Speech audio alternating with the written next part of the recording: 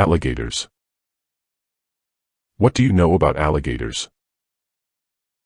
Alligators are not the same as crocodiles. Alligators have rectangular snouts and also prefer fresh water.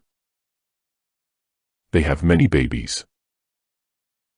Alligators are hatched from eggs. They are fierce predators and have big teeth and jaws.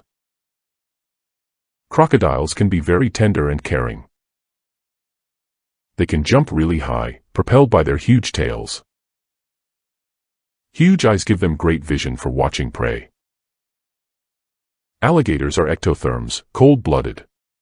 Their body temperature changes with their environment and isn't constant. They are comfortable both in water and on land.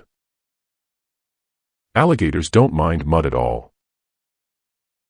Don't ever try to wrestle an alligator. Don't try riding an alligator too. It's common in Florida to see alligators near houses and on golf courses. See you later, alligator.